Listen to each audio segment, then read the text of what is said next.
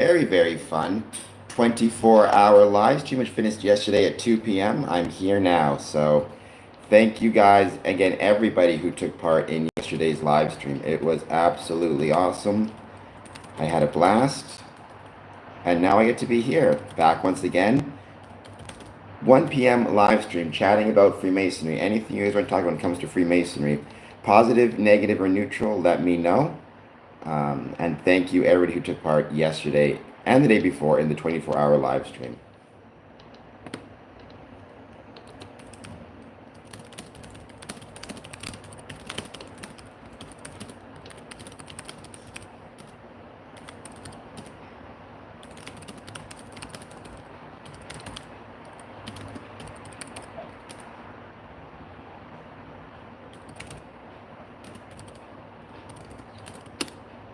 Z, what is going on? How are you doing? Are you managing to keep yourself safe, etc., from the crazy heat, as I always ask you? Not to say I'm your mom, but nonetheless, keep yourself safe, you know?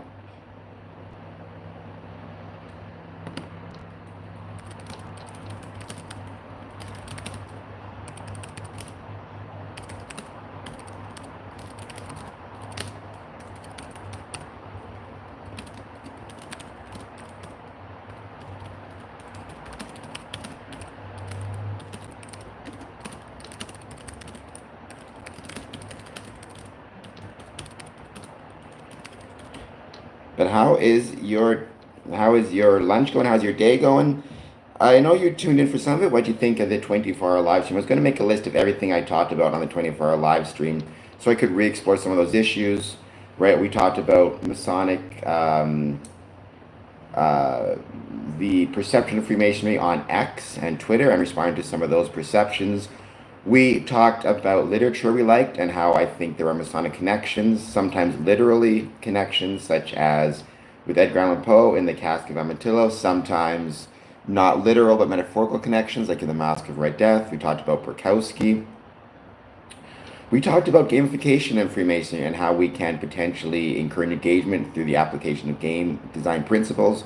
We talked about requirements and um, requirements that we should potentially consider having members have, such as food handler safety, first aid safety. We talked about personality assessments, and we talked about, just questions from people, Freemasonry and women, why I got involved, how we love things. Thank you. No, it was fun. Honestly, I don't know how you managed to work as an electrician in the crazy heat, so I'm just sitting here talking. Deborah Siddiqui, hello. How's it going? Thank you for being here. Everybody joining us, please take a moment, hit the like button, subscribe button, and let me know if you have any questions, thoughts on Freemasonry, positive, negative, or neutral. I'd love to hear them.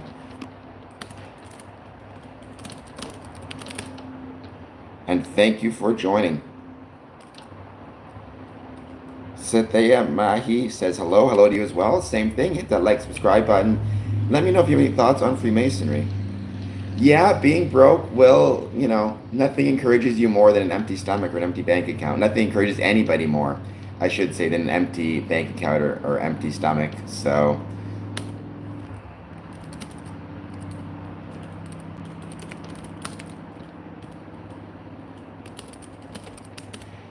still, if you're a foreman today, it means you were, on the line, to put it that way, before. So, nothing but respect to that. And also, I'm not one of those people who poops on bosses and foremen and stuff. It's a tough job, It's tough being a worker, and it's tough being in charge. Both are very challenging. So, raised eyebrow. We are back. Everything is good. I think I had a little bit of hoarseness in my throat still from the 24-hour stream, but it was fun. It was a lot of fun. So, um, yeah. Roth X, Uzbekistan. I do not know if there's Freemasonry in Uzbekistan, to be honest. I'm sure there are Freemasons in Uzbekistan. Whether there are Freemasonry in Uzbekistan, I have no clue, like organized lodges and stuff.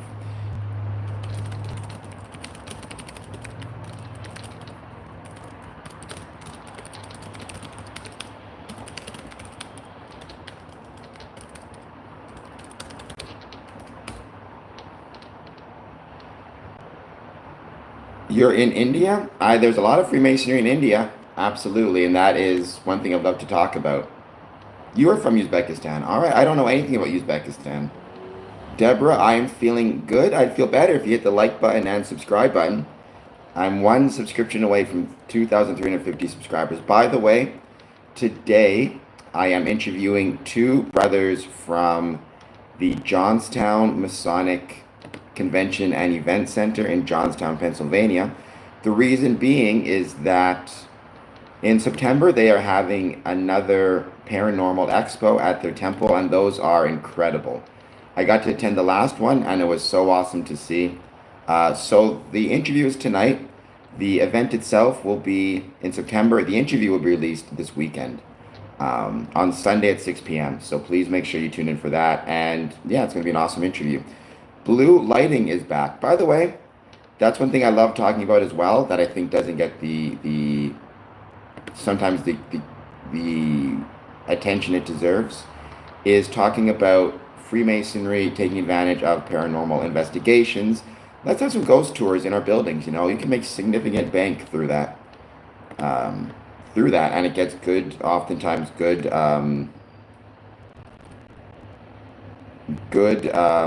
what's what I'm looking for? Good attention, advertising for the building. People love that type of stuff. Oh, I'm sorry your black cat has passed away. That sucks. Um, that sucks. I'm very sorry about that. Okay, background check got sent back. It can take a while sometimes. I'm actually still waiting to get my background check for something that I need it for. Um, it can take weeks sometimes, but I'm glad you got it back. That's something else we talked about during the 24-hour live stream. Is what kind of checks should people do as part of guarding the West Gate? You know, in my opinion, we should be requesting criminal record checks, medical info, and background checks, and credit checks, excuse me. But most people would disagree with those. But, you know, what does it mean to guard the West Gate, and what should you be requesting from people, I think is very, very relevant and worth exploring.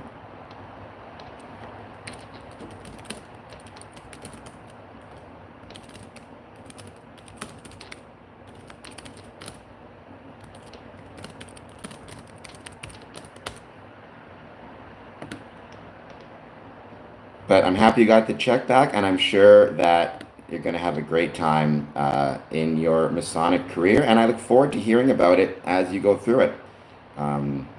Please keep me up to date, because I'm very excited and I'm very excited for you, as I think we all should be.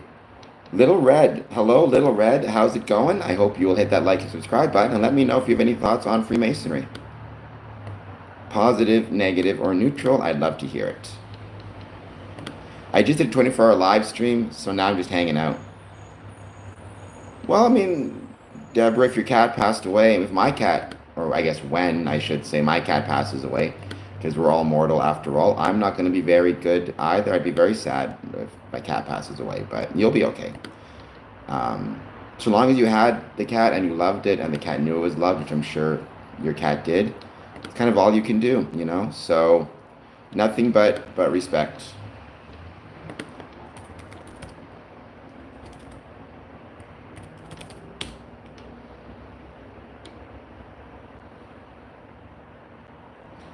Yeah, so again, I'm Ontario. It's different than New York, if I recall correctly. It's different than New York, but there are usually a lot of similarities. My assumption is the next stage in the process will be brothers will set up a time to meet with you. It might be at your place, it might be for coffee somewhere, and there'll be three, and they'll talk to you again about why you want to join. And also, a lot of people get this part of the process kind of messed up. They have a tendency to think that, you know, the investigation process is the lodge investigating you, which, I mean, investigating is a strong word for it. The lodge kind of, but we'll say that the lodge investigating you. It's really not. It's really a mutual investigation. It's as much about you investigating the lodge as the opposite, right? This is your chance. Ask them questions. Talk to them. If you have any concerns or questions or thoughts, that's your chance to talk to them and ask them, you know, about all the things you're looking forward to, any concerns you have. It's also a chance for the family to investigate. So, thank you, Deborah. So, if you have, and this is just a general statement for anybody, if you're joining Freemasonry and let's say you have a wife, you have kids who are of the age where they can understand what's going on, maybe you're younger, you used to live with your parents, let them ask any questions they have as well and talk to the Masons. Um, Brooklyn apartment, cramped Brooklyn apartment. Feel like that's one of those, what's what I'm looking for, one of those stereotypes of New York. I guess it's true, cramped apartments. It doesn't have to be at your place. It can be anywhere, at least here in Ontario. Oftentimes we'd want to do it at the brother's place or the applicant's place, specifically because we'd want to ask them about their family and if the family had any concerns. Because you're not just getting a brother, you're getting the family, right? I remember my investigation committee, it was while I was in law school, and they came to my apartment. They all sat down, and I had a roommate at the time. I miss him, but I remember he was sitting in the kitchen, like eating food, and just kind of looking in to the living room as the guys were asking me questions and kind of curious. He was one of those guys who didn't want to be a Mason, but was curious about it. So it was fun. But you might get all three. So, some people ask questions where they're like, what if they'll be like, should I make food for the guys or make coffee? I mean, you can. It's not gonna make any difference whether you make food or not. It's not like that's how you get in. But I mean, if you want to make them food, I guess you can. I don't know. But don't think that it's a matter of, you're not there to schmooze them. You're just they're there to ask you questions, and you're there to ask them questions, and it's a chance for you to learn as much as it's a chance for them to learn about you. Oh gosh, no, I'm 45. I don't have much of a family. Well, I mean, for what it's worth, you may be getting some family. Freemasonry might be in some ways the family that you choose, right? We call each other brother for a reason. So I wish you the best of luck in your journey. And for what it's worth, I am interested in yourself and your Masonic journey. So just keep stepping, right? I'm glad you got your background check back, and I'm glad you got your letter done. And yeah, that should be the next step. Again, I'm speaking of the Ontario process, but I believe Ontario and New York are very similar. So there may be some differences.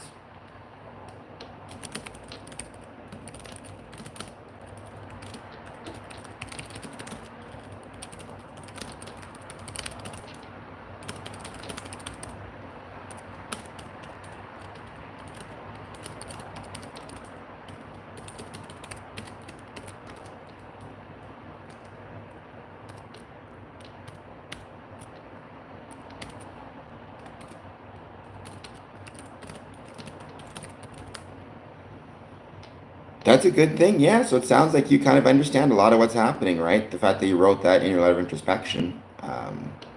And yeah, and that expands it out too, right? Because when you join Freemasonry, you're not just getting the family of the brothers, but you're getting the brothers' family. I mean, I became pretty good friends, not just with my brothers, but in some cases with their wives, in some cases with their kids, especially when the kids are older and looking at themselves at joining Freemasonry. So that's part of what you get.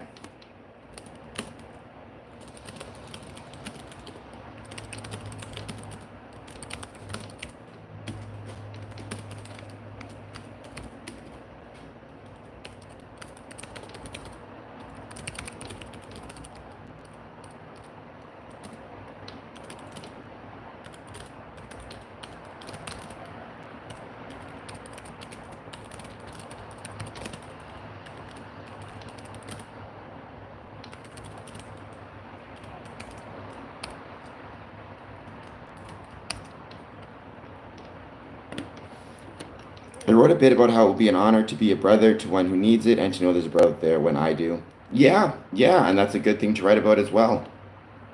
It's a type of, for lack of a better term, it's a type of insurance, right? And I don't want to put it in kind of, because I think when I say that, sometimes it can sound kind of like I'm turning into like a monetary thing in some ways.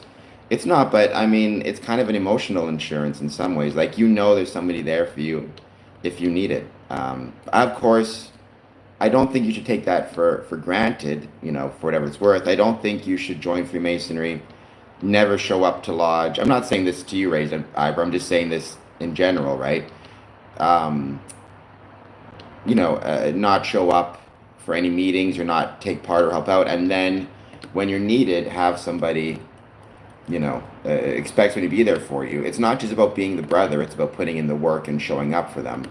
I think sometimes some people, and this is just speaking for me, in Freemasonry, rely too heavily on the obligation, right? They'll say, well, I took an obligation, therefore I'm a brother forever, therefore I should expect the Masons to always be there for you, right? The obligation is not just what makes you a brother. It's showing up, it's taking part, it's staying late after lodge to help tear down, it's being there to set up. It's doing all of those things that are necessary to help make the lodge a success. So, Tenzin, you look my age. So Tenzin, I'm assuming you must be 18 or 19 years old in that case. Nah, just kidding. I definitely look my age. I probably look older than my age. I'm 41. Good. I've never heard that metaphor before, raised eyebrow. I've never heard kind of not being involved as being described as a tourist, but I like that. I like that. I like that metaphor for it. Yeah, don't be a tourist in Freemasonry. Tenzin K, I hope you'll hit the like button, and I hope you'll hit the subscribe button. And thank you so much for being here. I truly appreciate it. I just did yesterday 24-hour live stream, so I'm totally feeling it right now. But I'm still here to hang out and chat and talk to people. So you are 39, I am 41. I really wish you had said you were 18. I'm not going to lie to you. That would have made me so much happier since you said I look your age, but that's fine. I guess I look 41. What can I do? Try to look young over here.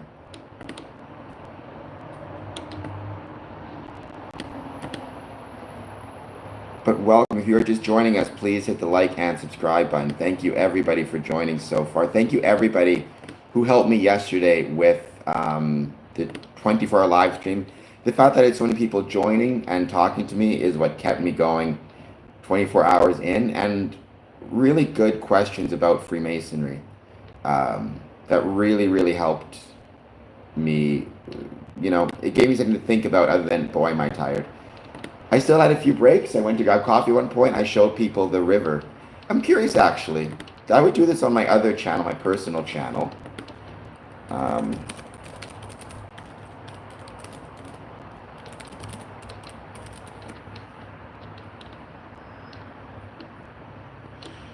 Big C 431. Why you gotta be that way? Why can't you be cool?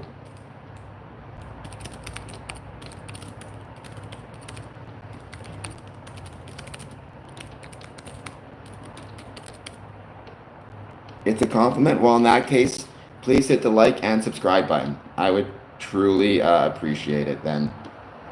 Hit like, hit subscribe. If you're going to compliment me, you can at least hit the like and subscribe button. That is the ultimate compliment. I have my personal YouTube channel, and I was thinking of that one doing a 24-hour live stream of the Detroit River to see all the boats, barges. It's really, really cool. I think they're beautiful. My mom used to love them. They were her favorite things to watch. So she's passed away now, but I could set it up and people could watch. It might be kind of fun. Who knows? Well, we've all been there.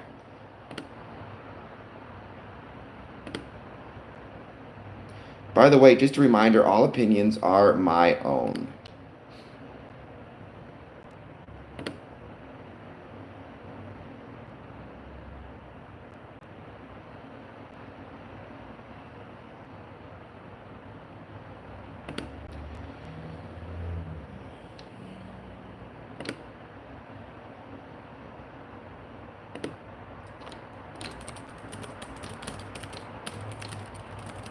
Ryan, how's it going?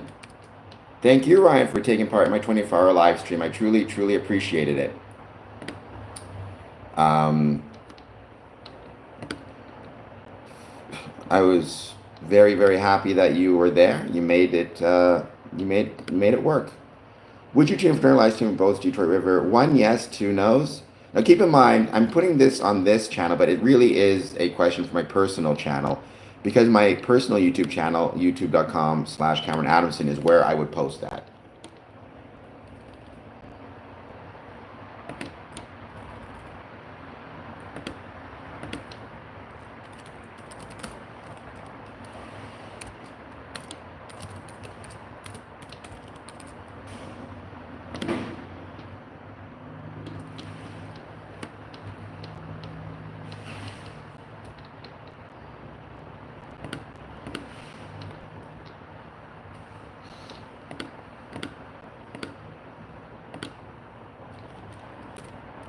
Today I don't really have any topics. I'm just waiting to see who jumps in. However, like I was saying, I have an interview today at 8 p.m. with Johnstown Masonic Temple, and I'll be posting that interview on Sunday at 6 p.m. Eastern. So please make sure you tune in to that, what is going to be a very awesome podcast. I love those guys. They're really cool people. Deborah is back again. Deborah, hello to you as well. I hope you are doing well.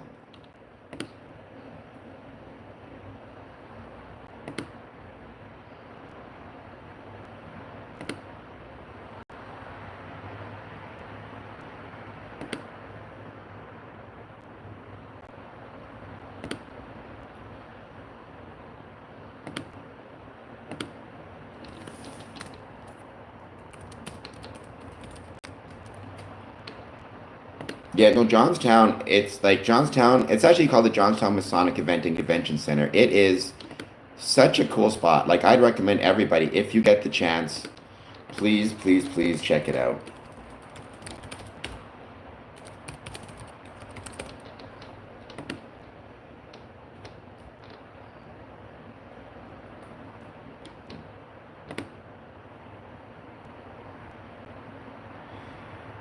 Honestly, the last 4 hours were okay. What I found is the biggest challenging parts was around from about 5 a.m. So I started at 2 p.m. So 5 a.m. to 9 a.m. were without a doubt the most challenging 4 hour block. Part of it because, I'd just gone through the night, so you haven't seen the sun for a bit. Once the sun started coming back up and it started to get brighter out, you start to get a second run of energy. But it definitely, the last 4 hours, people were coming back on. We had definitely a dip in people showing up for a little bit. We still had people. I was lucky. We had, people in the chat throughout the entirety of the 24 hours, which I was so honored by. But that 4 hours in was really, really tough. That mid 4 hour period. And then the last 4 hours, we had a lot of new people joining, and it was good. You felt it grow. So, um, honestly, when we were finished, I felt I had the energy to go another 4 hours. But obviously, I think that was just delirium setting in more than anything else. But luckily, I have had some training in staying up all night, so it wasn't terrible. It absolutely was not terrible. I was thinking that a monthly thing, but I think if I were to do it again, I would definitely look at getting some. Um, I would look at getting some co-hosts or people to jump on the stream with me to, break it up a little bit so people didn't just have to see me all the time, because I think that could be for the audience a little bit monotonous to tune in and keep seeing my ugly mug every single time.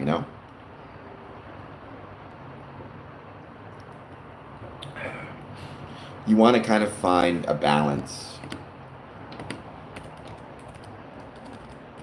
I have a poster that I'm going to be sharing very soon with people about an event we have coming up. So that's going to be really fun. August 30th here in Essex.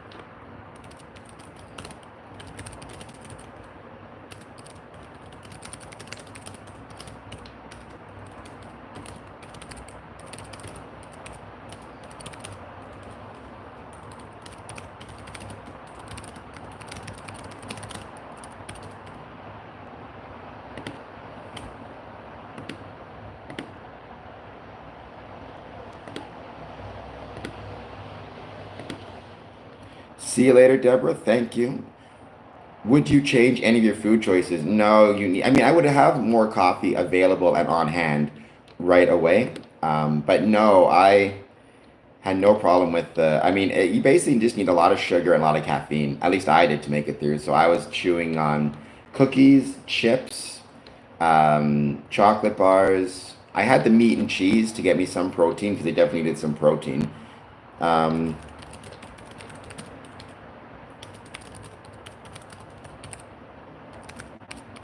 but no, I mean, it's funny. I'm always telling people, and Masons especially, be healthy. And I do believe that. But that was an exception to the rule that night, that's for sure.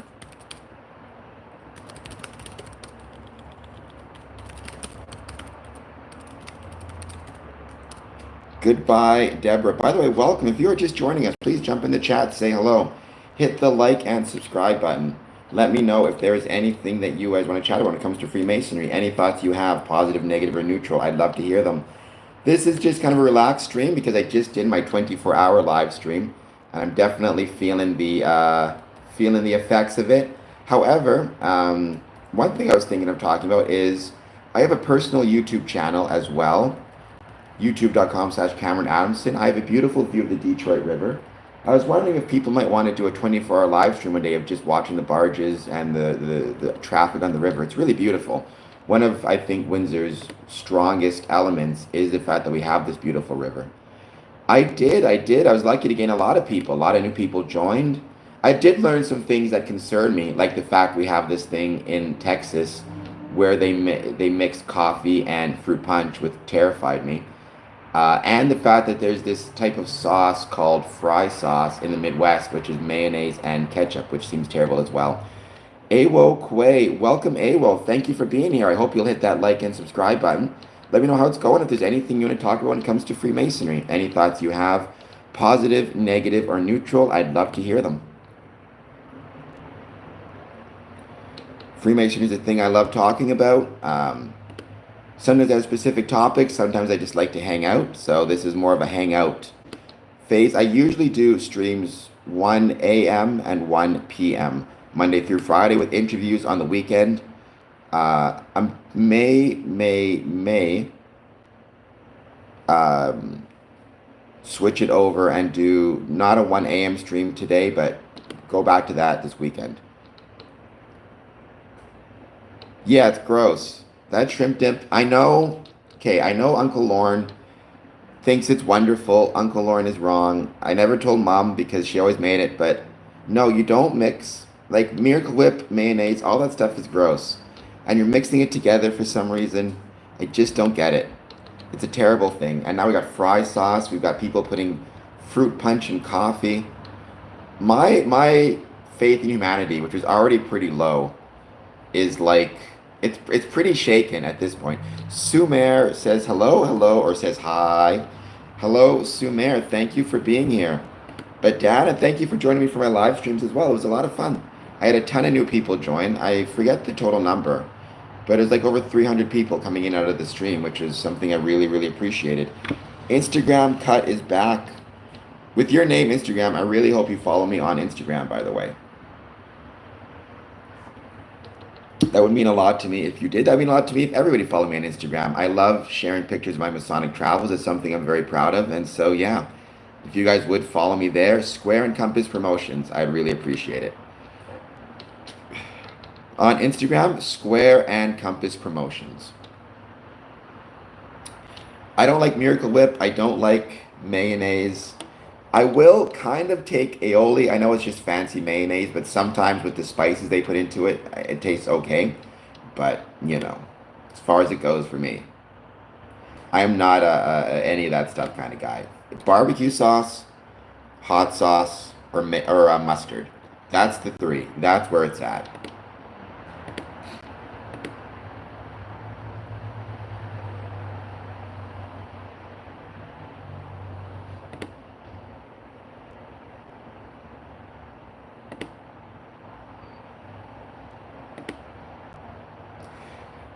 Spirit, it was good. It was fine. It wasn't bad. I mean, I finished at 2 p.m. I did a couple of chores quickly around the place, cleaned up all my snack containers and wrappers that had basically, multiplied around my computer and around the location. Put that stuff in. Then around 2:30 went to sleep. Slept till about midnight. Woke up. Was up for a couple hours just checking out stuff on YouTube. Then went back to sleep around 2, and then woke up around 10:30 today. So it was okay. Yeah, see again, I will accept aioli if I must, but for me it's on a sandwich, barbecue sauce, mustard, or um, hot sauce. But I am going to be posting some stuff for sure on Instagram about the 24-hour live stream. More specifically, um, the number of people I had joining and how wonderful it was to see the growth and all that good jazz. So, yeah, thank you guys so much. Raised eyebrow, Spirit, everybody who came in and made it a success. And Dad, sorry, my friend,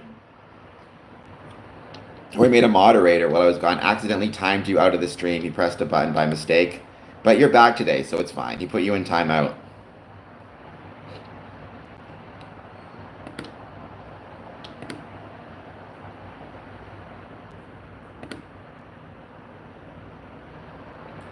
But welcome everybody who has joined. I don't know. Apparently now I'm going to have shipped to my Masonic Lodge a vat of fry sauce for some reason. So now I have that to look forward to.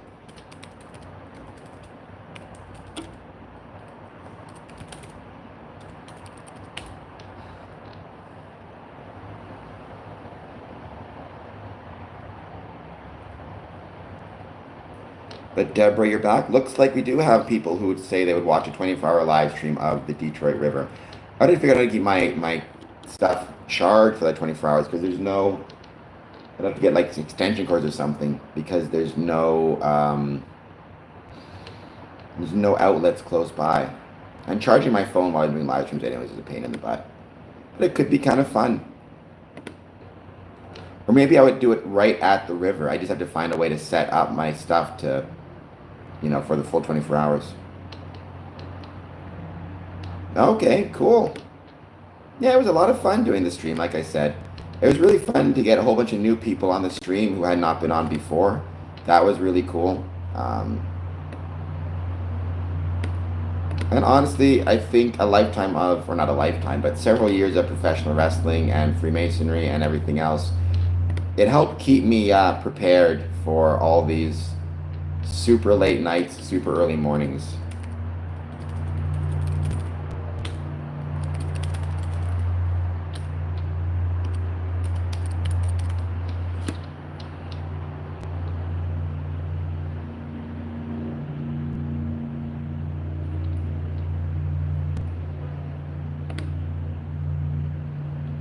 That's the thing I've asked actually before. I've asked people on my channel, how do you watch my content, TV, phone, computer? Interesting. Phone got a pretty high number, but TV was not too far away from it. So.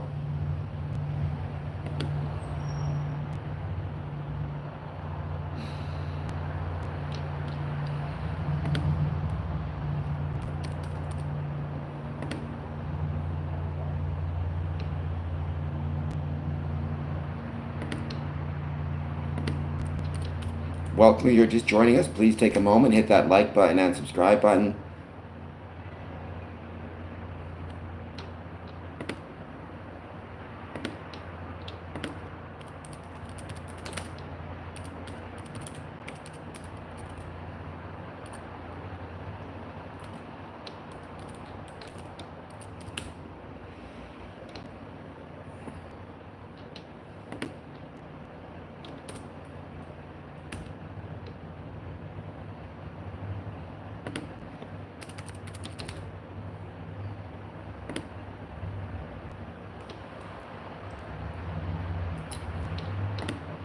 England beat Italy in the World Soccer. So, all right. So you must have been happy. Were you enjoying eating your spaghetti and your chili while you were?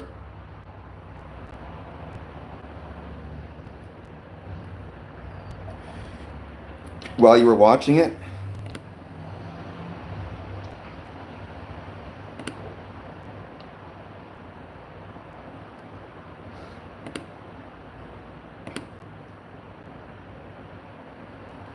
And welcome to everybody who's just joining us. Thank you, everybody. By the way, 2,350 subscribers now. 2,350. That's a great feeling. Thank you so much.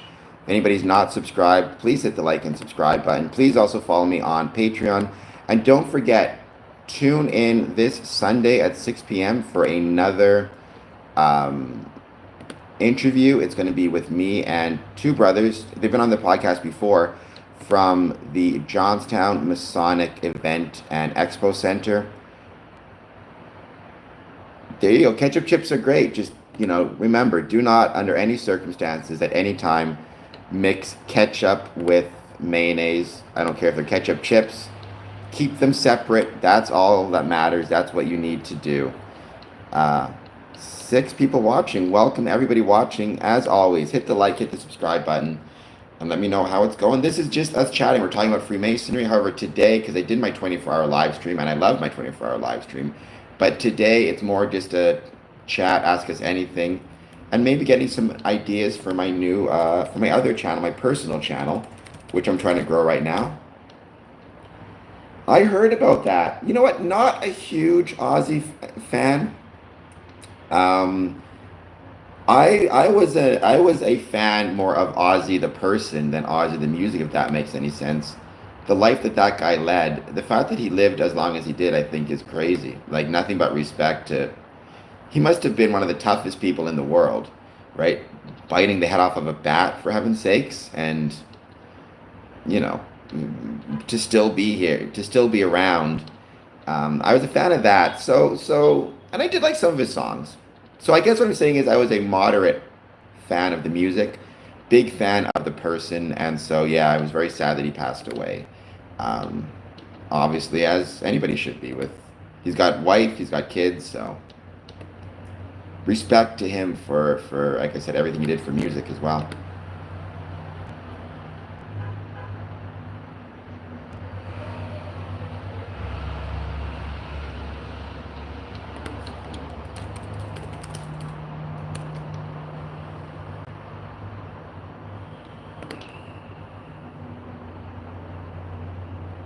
Welcome everybody. What about you, Spirit? Were you an Aussie fan? For me, I think I've said it a bunch of times on this channel, so forgive me for chewing my food twice, but my favorite song of all time is Simple Man by Leonard Skinner. My second favorite is Prodigal by Blacktop Mojo. I always try to mention my second favorite because Blacktop Mojo does not get near the love and respect they deserve in terms of being a really good band. You can find them on YouTube. I also mention a lot, one of my favorite songs is Coffee at Midnight by Stand Atlantic, because it's another great song, and Stand Atlantic, I think, doesn't get the respect it deserves.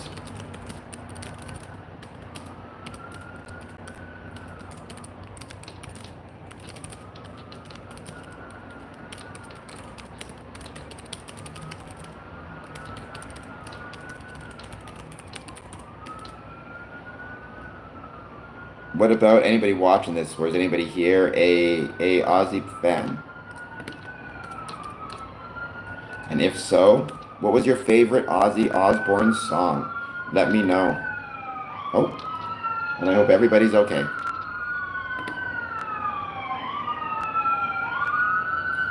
It's interesting. One of the things I was talking about on my live stream were perceptions of Freemasonry on Twitter/X. I'm responding to some of them. Today I typed Freemasonry into the search bar on Twitter, and I found a lot more positive views and positive perceptions on Freemasonry than I normally do. So it's interesting. Maybe we are starting to see the tide turning a little bit, or maybe it's just a one-day thing. Who knows? You can't take a one event and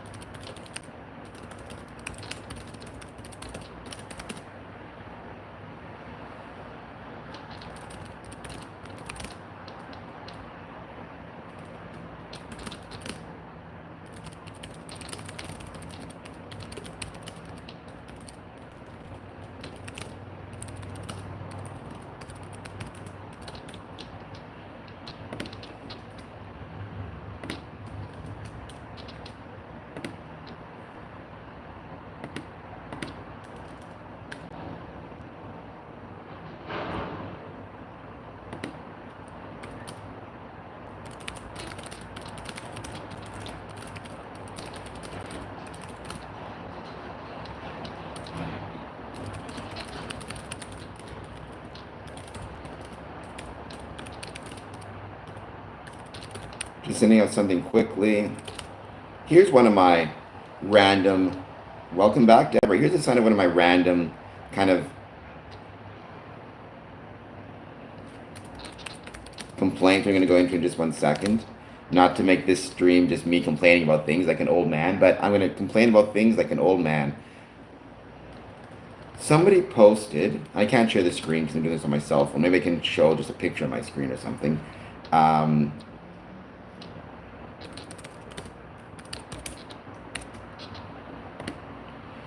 So somebody posted on X, I was just talking about it. So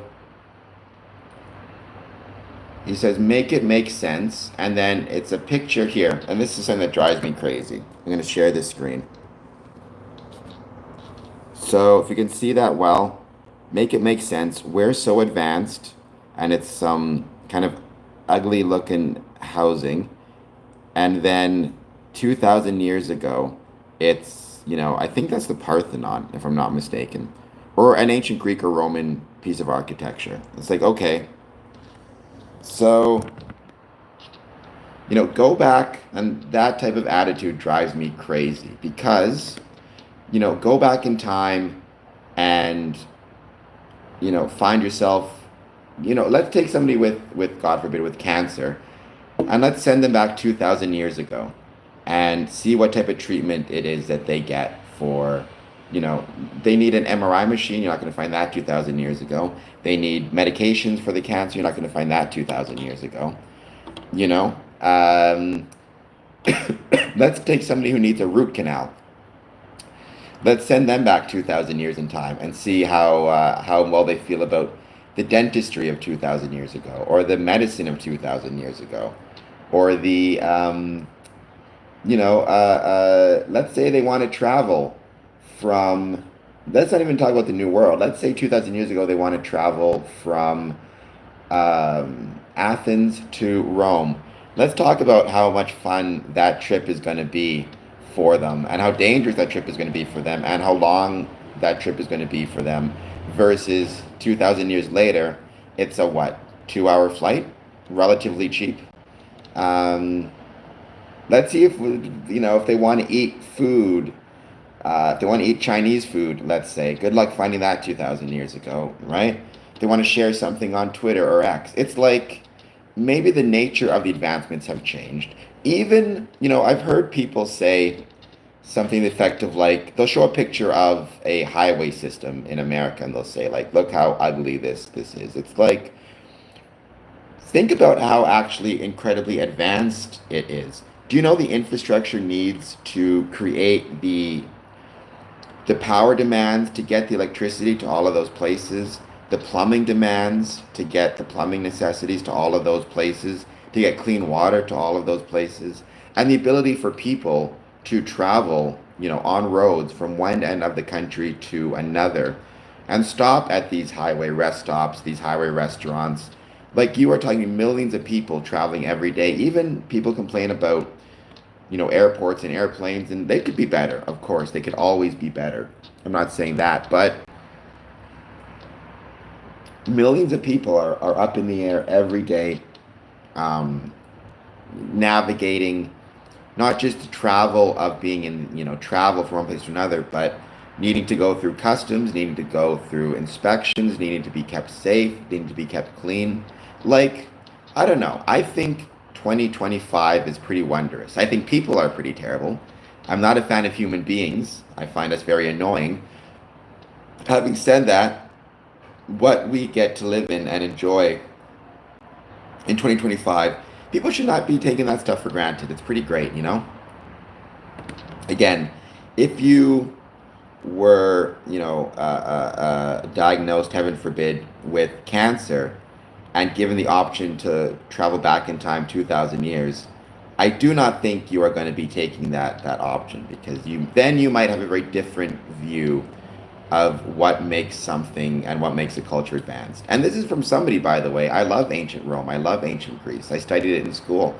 I think the ancient Romans, for their time, were incredibly advanced in terms of building techniques, government, theory, philosophy, the roads that they built, language, spreading land throughout the world. Like ancient Rome, I think was an incredible accomplishment in terms of what humans can do and humans showed themselves capable of doing. However, I want to make it clear, I would not want to live in ancient Rome.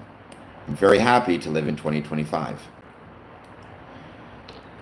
They seem to be. I mean, I don't know. So certainly, and Courtney, by the way, thank you for your kind comments on. Thank you for your very kind comments on YouTube. I really appreciated that, and appreciate all your help and support. Are people? I think so. Certainly, people are traveling less in between Canada and the U.S., but that is more a political reflection. Um, of political times. There's certainly much less tourism going from Canada to the States. But that is a reflection of political situations and kind of a dislike of Trump, which, believe me, I get. I understand that 100%. Are we seeing that in terms of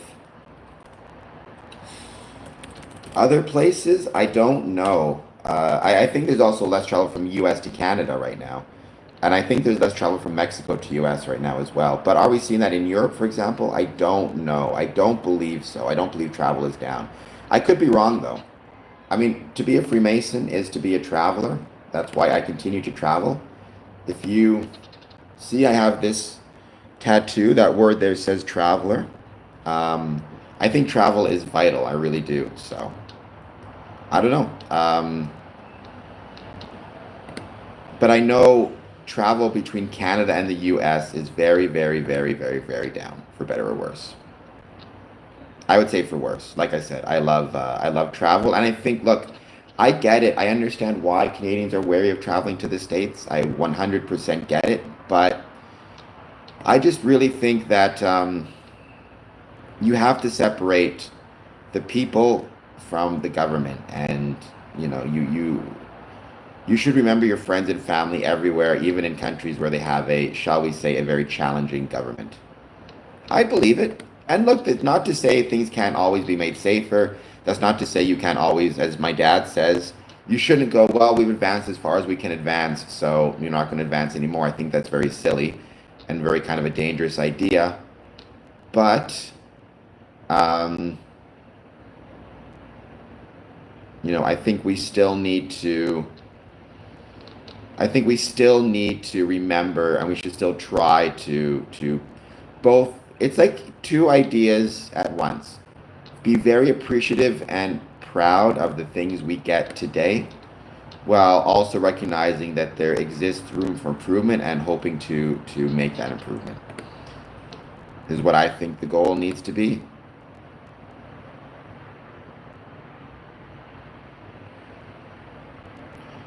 There are very low accident rates. Yeah, I've flown a lot. I love flying. I love traveling in general. Like you see my personal YouTube channel, so much of it is me just views from an airplane window, views from a bus window, because I love those views. I love, love, love those views. In my opinion, where I am happiest, I don't know why. I blame my parents for this. Honestly, I think they had it a little bit, and I think it just came to me, because they both had this a little bit. I got passed down to me genetically, and I got a lot of it. But my dad, as a young man, was a traveler. My mom spent 6 months in Australia traveling about, or gallivanting about, as they say. For whatever reason, when I'm happiest is when I'm on a bus or a plane, looking out the window, traveling somewhere new. That is genuinely my happiest. Not even traveling somewhere new, but just traveling. My genuinely happiest time is on a bus, traveling from point A to point B and looking out the window. Or on an airplane, or on a train, or in a car. So whatever traveler genes both my parents had somehow made their way to me. I've said it before, I think the ideal life would be the life of like Jack Reacher, who has no home. He just travels from place to place, fighting bad guys in his case. To me, it'd be traveling place to place, going to Masonic events. And if you want to help me make it to Masonic events, become a Patreon. Patreon.com/square and compass. You can join for free. Even joining for free helps out big time. Um, because it's about showing that people are interested in the stuff I'm talking about. Stuff I'm talking about became very Canadian there for a moment. I usually don't have much of a Canadian accent, um, as compared to like a really thick one, but every now and then I'll get a little bit of the aboot accent will come out in me. So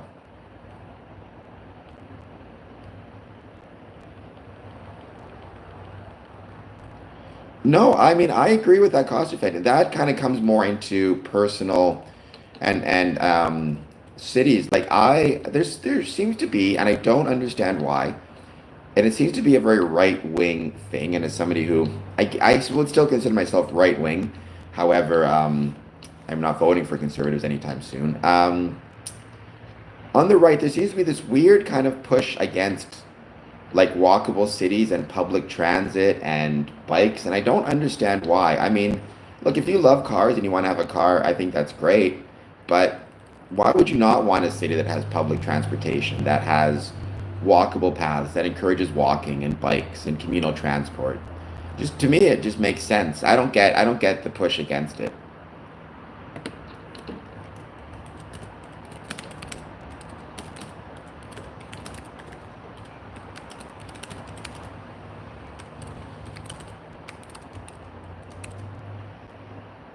I think maybe you could argue there's a little bit of a Masonic idea in there of like the importance of community, communal things, not just being in it for yourself. I mean, a car, at most, you can transport 4 people from point A to point B. In a bus, you can transport 30 people point A to point B.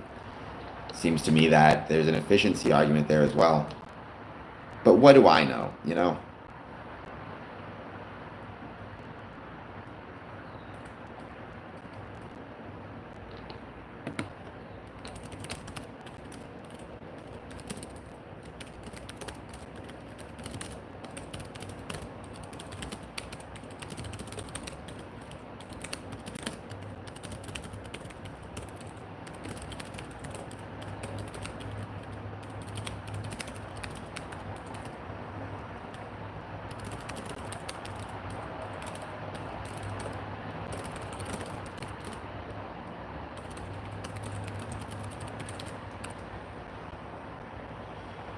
I will say for cost effectiveness, the one thing I'll say, you compared it there to planes, which is true. However, or to cars, which is true. However, what I have found is in some cases you have better luck.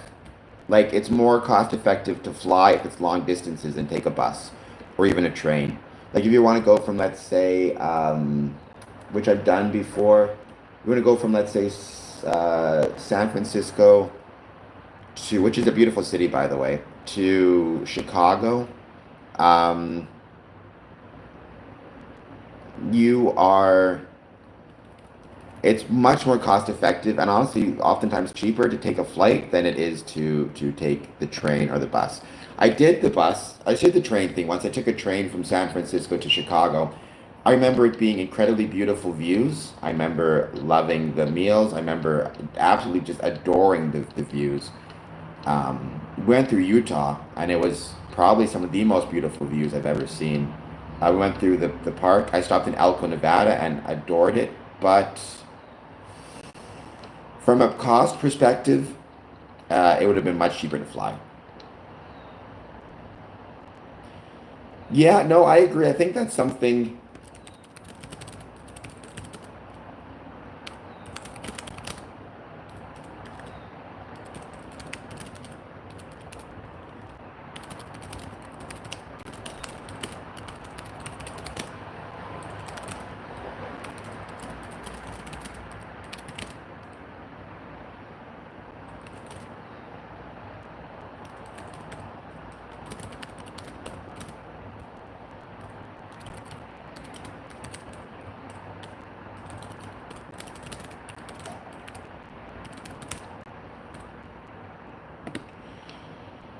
How much is a single ticket to Canada? Well, it depends from where, right? That's the challenge. I think electric starts in cold. I know people with electric cars. It doesn't seem cold. It doesn't seem to affect them. I mean, it depends from where you're flying, right, and how you're doing it. Like, so it's tough to say. Like from Texas, my assumption is, and where you want to go in Canada too, right? So if you want to fly from, let's say, Dallas to Toronto, probably I'm gonna guess round trip 500 US, maybe 3 to 500 US, but you might have a cheaper option flying Dallas to Detroit and then driving from Detroit to Windsor, right? That'd probably be a lot cheaper. So, but if you want to fly, let's say Dallas to Winnipeg, you probably have to do a stopover. It would just depend a lot on how far you're traveling, and it'd be tough to say. But yeah.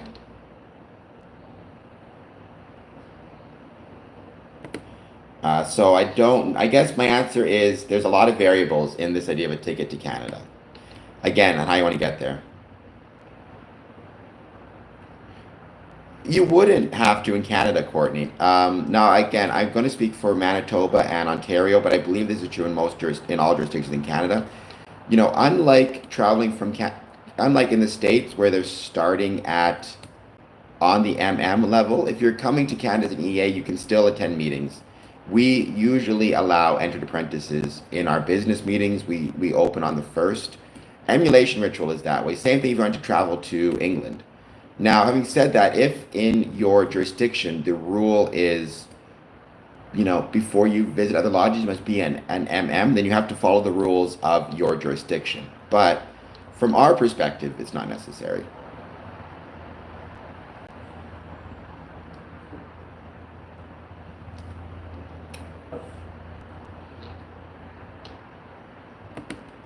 I will probably be going on this stream until 3, so another hour, and then we're going to switch over and start. And then I'm going to get ready for my interview tonight. And again, I don't believe I'm going to do a 1 a.m. stream. I may actually honestly do a 1 a.m. stream.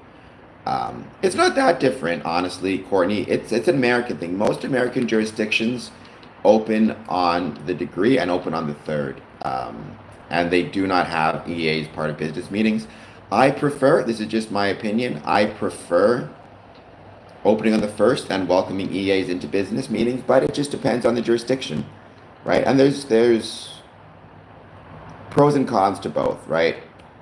So it just really depends.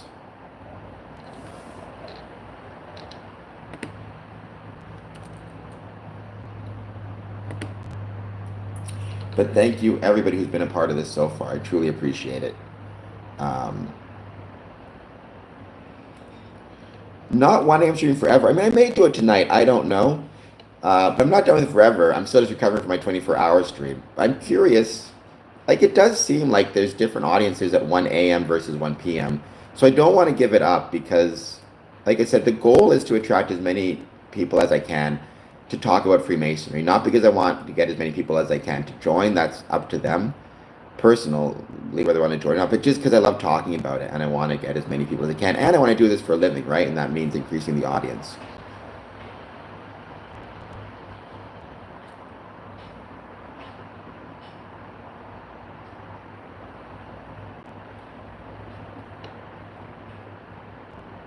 Yes, I am.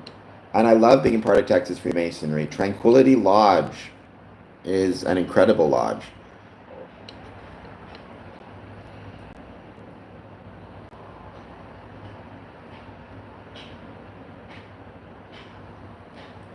Right, and I love being part of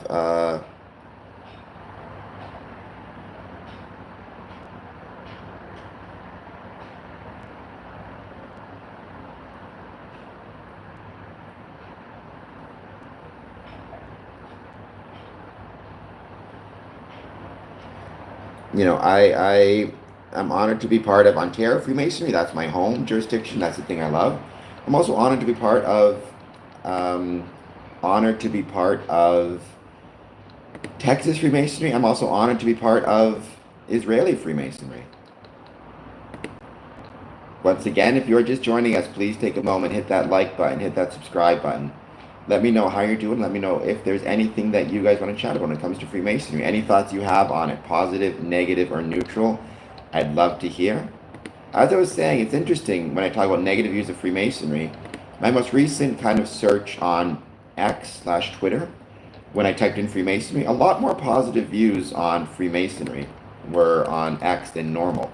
I don't know if it's a one-time thing, if maybe Masonic posting on X, the people posting pro-Masonry stuff on X has become more, um, is starting to gain some traction, you know?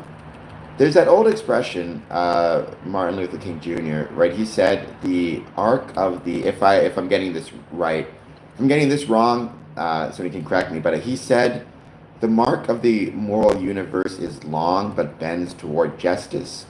I tend to think it's more a case of the arc of the moral universe bends in whatever direction people are willing to work to bend it, and how hard they're willing to work to it. So, in like social media, if you want to bend the arc of social media towards positive views on Freemasonry, it's about how much are you willing to post, how many things are you willing to post, and how consistent are you willing to be in that work and that posting. So I think that's true for Freemasonry across the board. So, if we want positive things about Freemasonry on social media, it's about how frequently and consistently are we willing to post about those things.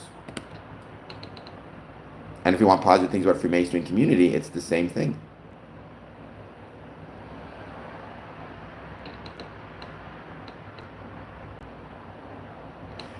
I may be. I may be traveling next month, actually. I don't want to talk too much about it because I don't want to spoil anything, but you might see some stuff on social media of my travels. I'm trying to keep a little bit more, exciting.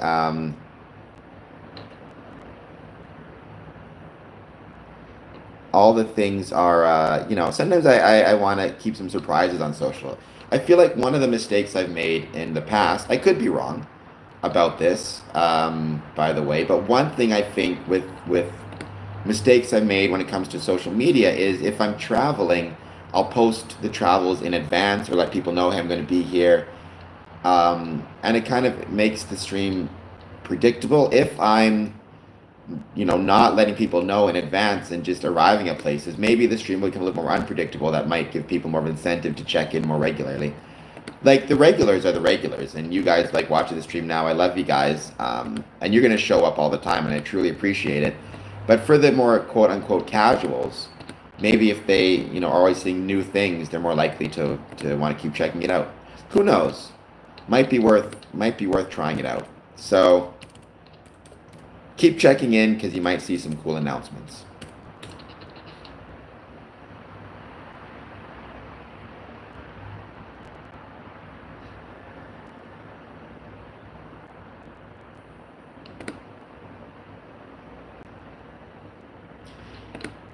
Yeah, I know I've talked to some people in the past who it was like their first time traveling to Manitoba, and one of the things that they remembered most was parking lots with electrical outlets, at the parking spots, and going like, how could this be possible? How could anybody be, why do you have outlets? And explain to them because it gets so cold, and they were just like shocked that such a thing could be, which is kind of fun, kind of funny to hear them saying, right, that they just had no clue what it was for, or that a place would get so cold that you had to like heat up your car to keep it. You had to heat up your car overnight. Interesting. Would you tune in for 24 live stream of both traveling the Detroit River? Yes is at 82%. No is at 18%. So maybe it's worth doing that or posting that stuff. Who knows? Maybe it'll be on my personal channel, youtube.com/@CameronAdamson. So please check that out.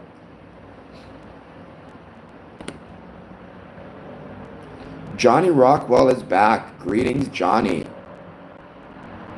I haven't had a chance to look them up yet, but I want to.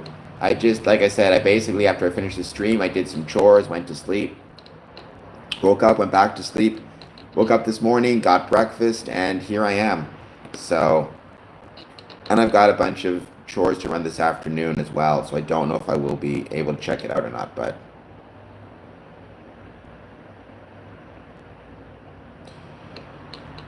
I mean, sure, Courtney. I wouldn't. I think what I make that topic is I make that topic twofold. It would be when severe weather threatens travel to a Masonic lodge, and when severe weather threatens a Masonic building itself. Like, what if you're in a building in a Masonic meeting and suddenly there's a tornado warning or a blizzard? You know, one thing I've suggested in the past is, especially on extreme weather issues, have a call list. So if your brother's leaving, not this time, there was one yesterday, when you're like leaving your Masonic meeting and let's say there's a blizzard, have a brother whose job it is to check in with brothers to make sure they made it home safely, especially if it's older brothers who are scared to drive, or maybe you might have to have somebody responsible for driving brothers home who may be afraid to drive in bad weather, and then the lodge pays for them to get a taxi back from the brother's house to, or you carpool or whatever it is, so you can make it so there's safety, making sure your brothers have emergency kits in their cars, so if they do get stuck in bad weather, they're not at risk of, they have flares, first aid, whatever it might be that they need. Talking to them about what to do if you are trapped in a bad weather situation, right? All that stuff is really important and really helps.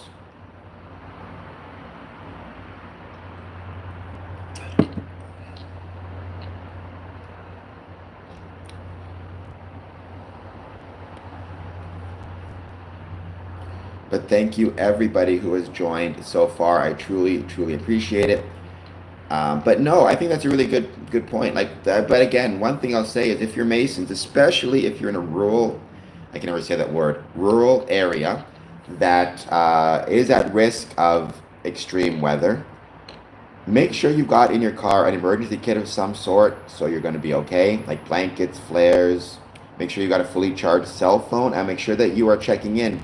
And if you have severe weather threatening your Masonic travel, look, I believe you should go to your Masonic meetings. I 100% believe that. I've argued against people using work and family as an excuse. Freemasonry is not worth your life. For heaven's sakes, don't. If the weather is so dangerous that you're at risk of accident or whatever it is, then in that case, just don't go. That's okay. Do not go. To enhance Masonic lodges, focus on engaging programs, efficient operations. I agree. I think I would probably change the order of that a little bit, Courtney. I would put community involvement first, and I would put efficient operations second, and engaging programs third. I think it starts with community involvement and goes from there, but all three of those things are really, really important and vital. I mean, that might be a good poll question. How do we enhance Masonic lodges the best? Or what is the best way to enhance Masonic lodges in 2025? And then give those three options: engaging programs, efficient operations, community involvement, and see what people say.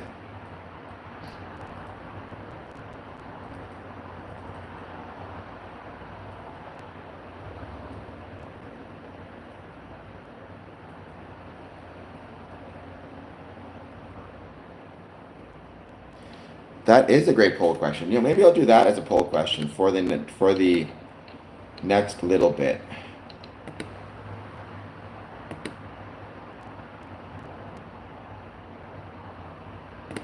It is, and that's why I think it's worth doing, right? It's like we have the advances, we have the cell phones. Like, why are we not trying to take advantage of some of these things? Let's see. Best way to enhance Masonic. What was the exact term that was used? Let me just make sure I got it right.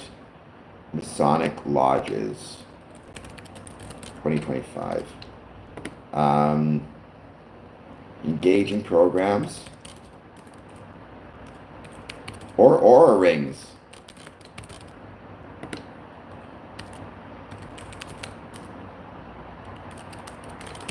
That is true, Dylan. That is true. I mean, look, you have to, and welcome back, buddy, from Southern Utah. Thank you again for being part of the the 24-hour live stream. You guys made it awesome. So it's wonderful to have you back. I mean, we have our disagreements. We don't need to start that stuff once again. We don't need to get into it because it's become a thing. But we'll just focus on the positives of thank you for being here. Dylan Combrack, Earth isn't safe. I agree, Dylan. I think, look, so much of this comes to, I talked about this before, like it's balance, right? Life is balance. So, for example, when I was traveling to Manila and then Brazil, I had a few friends say, and I didn't find this at all, by the way, but I had a few friends say Brazil isn't safe or this or that or don't do this, don't do that. And it's like, look, Earth isn't safe. Now, that doesn't mean I'm going to be a moron about things. I took precautions. I got traveler insurance in case I got sick and needed medical care. I, promote everybody getting vaccinations of whatever travel vaccines are required or recommended before you go. I didn't, I tried to have situational awareness. I like to think I have no legs. I'm not a fool as to how well I can defend myself or not, but I like to think that if I have to, I have at least some skills to at least defend. I had a cell phone, I paid attention to bus routes, like all the things that I need to do to be as safe as possible. But at the end of the day, I can't be 100% safe, and I accept that. I remember talking to my friend, and at one point in Brazil, I did find myself in, shall we say, a somewhat more dangerous part of Brazil. I was told after the fact, but I was like, well, if something's going to happen, something's going to happen, right? You have to accept the fact that Earth isn't safe, and you have to find a balance. And that's true for Freemason as well, right? You could be traveling to a Masonic meeting and get into a car accident and knock on wood. Hopefully that never happens, but get into a car accident and that's the risk you take of driving anywhere. But that doesn't mean you can't try to make things a little bit safer by, for example, having a cell phone, checking in on people, having first aid training, right? Yes, whether I have first aid training or not, Earth isn't safe and somebody could have some type of medical issue around me. But if I have the first aid kit training, at least I can know that I have some skills to help the person. It's about, just because you can't make everything 100% safe doesn't mean you should not try to make things safer. But by the same token, because you can never make things 100% safe is also not an excuse to not travel and not take risks and not push yourself. Maybe it has. Hopefully we can find a way to turn it back around. I mean, I speak for myself. I do believe in climate change. I'm very concerned about it. I even think we as Freemasons need to do a better job in some of these areas, like encouraging carpools, making our buildings more energy efficient. But there's only so far we can go with it as well. So you need to kind of find a way and find a balance to make it work.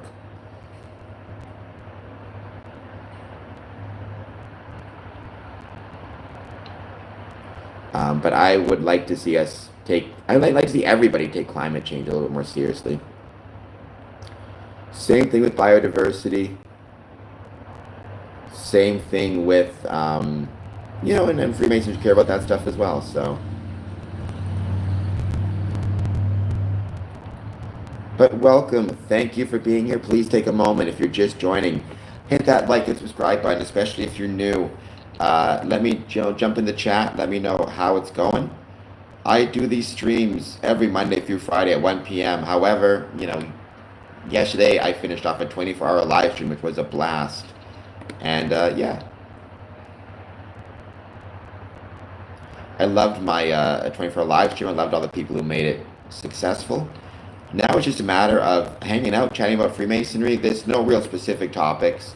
We have this great poll question. Best way to enhance Masonic Lodges 2025. Engaging programs got 1 vote. Community involvement got 3 votes. Interesting, no efficient operations vote yet. I thought that would probably get at least 1 vote somewhere, but there's still time.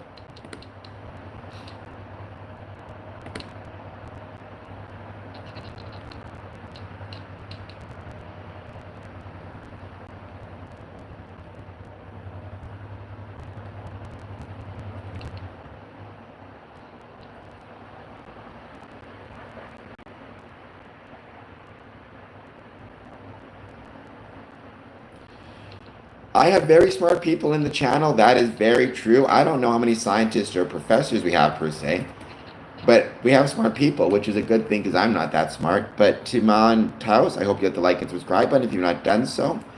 Let me know how it's going. Let me know what your thoughts are on Freemasonry.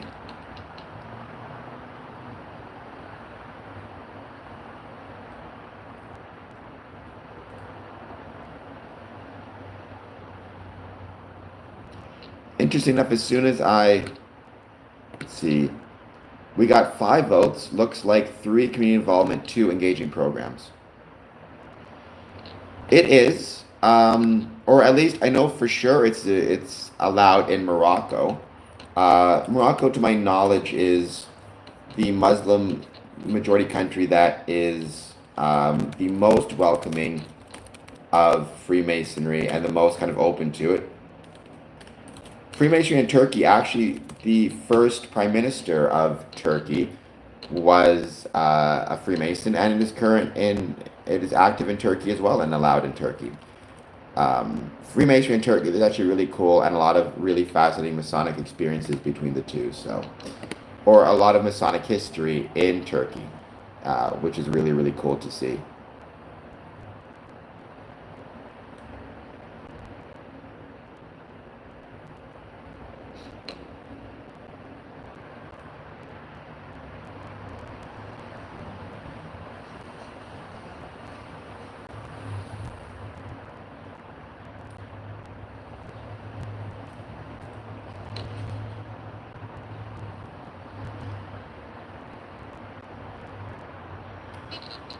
If there isn't, would it be wrong to make one? Sorry, make one what, Ryan? I'm not sure if I missed something there. In I may have missed a message. No, safety is always a great thing. Again, you just pick it's a balance. If you're 100% safe, you're not going to advance anywhere. If you are, if you are 0% safe, you're not going to advance very far because you're going to, be killed or severely set back by whatever danger exists. So it's about a balance. I would say, to my opinion, and this is a very unscientific way to put things, but in my opinion, you should be 25% safe and 75% dangerous. I think that's a good balance. But everybody finds their own balance. Masonic Lodge, so you're saying, like, if there was no Masonic Lodge in Turkey, would it be okay to create one? I mean, yes. I will always support the creation of a Masonic Lodge in a place where there is no Masonic Lodge. The problem is, first you have to say, okay, is the reason that there's no Masonic Lodges in a country because Freemasonry is illegal therein? In which case, you should be very hesitant to create a Masonic Lodge, because you're putting yourself and your brothers, again, this goes to the safety, not safety thing. Even though I don't think you should try to be 100% safe, if Freemasonry is illegal, then, you should not create a Masonic Lodge there, partially because it goes against what Freemasonry is, right? One thing they say in Freemasonry is you should be respectful of the laws of the country to which you are a part of or belong. So if you create a Masonic Lodge in, like, Iran, right there, there's a paradox. But also, if you're creating a Masonic Lodge in a place where there's maybe not the numbers or the interest in sustaining it, you might be bashing your head against the wall. So, yes, I will always support the creation of a Masonic Lodge, but with some caveats.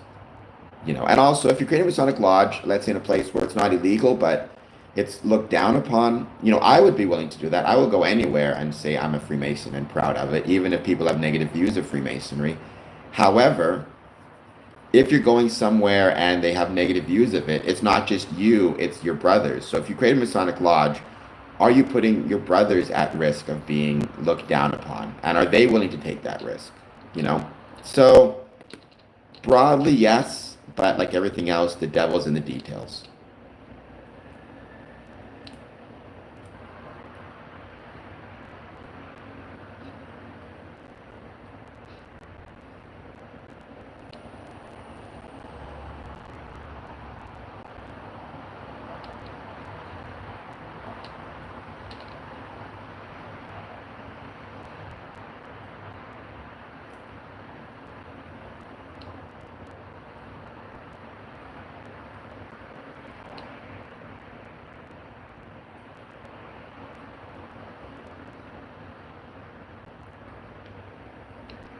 Kick ass indeed. By the way, Ryan, congratulations. You are number one on the rankings. And you can see the number one next to your name. So there you go. You did it. We've done it, guys. But yeah, no, so, I mean, and will Freemasonry come back to places that it's been illegal or outlawed? Who knows? I think it's possible. I hope so. I would love to see it brought back to some of those places, but you have to proceed with caution. Which is, by the way, a good thing. Again, like I said, 25% be safe, 25% take risks. That doesn't mean that, that 25% should be ignored. You need to find your cautious you need to find that cautious middle ground.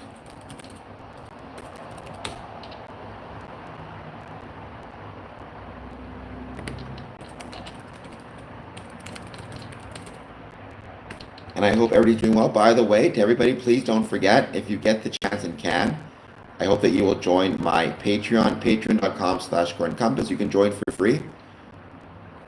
That's perfectly fine.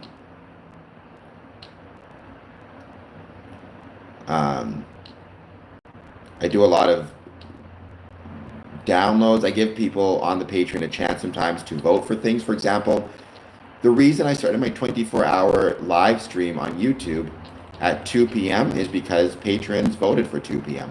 So you get the chance to vote on things, and I will try my best to always take ideas from a Freemason I'll always do my best to take ideas from a patron and kind of put that first, and explore those things. So yeah, whether they're Patreon and they get in touch with me through my Patreon, or whether they get in touch with me through YouTube, if I know they're Patreon, I'm definitely going to try to follow their suggestions or look into what they say. Welcome. If you're just joining us, hit that like button, hit that subscribe button. Answer our poll question: best way to enhance the Masonic experience in 2025 or Masonic Lodge. We got 6 votes, 3 and 3. So far, no efficient programs, which tells me nobody from a Grand Lodge is here. Because I think most Grand Lodge officers would say the best way to proceed is with efficient programs, and certainly they try their best to be efficient.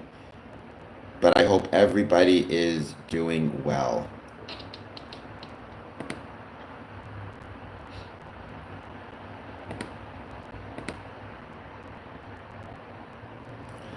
And yeah, it sounds like there's interest. So you may see, I don't know when, a 24-hour live stream of the Detroit River. Once I've got it going on, I'll let you guys know. I'd announce on my personal YouTube channel. Once again, that would be youtube.com/Cameron Adamson.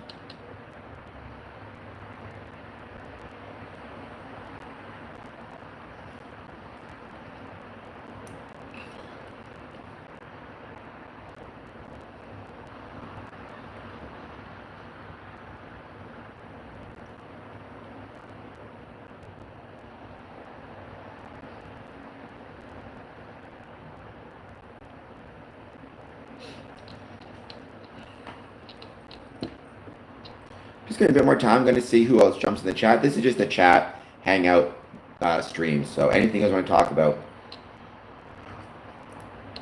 by all means, let me know.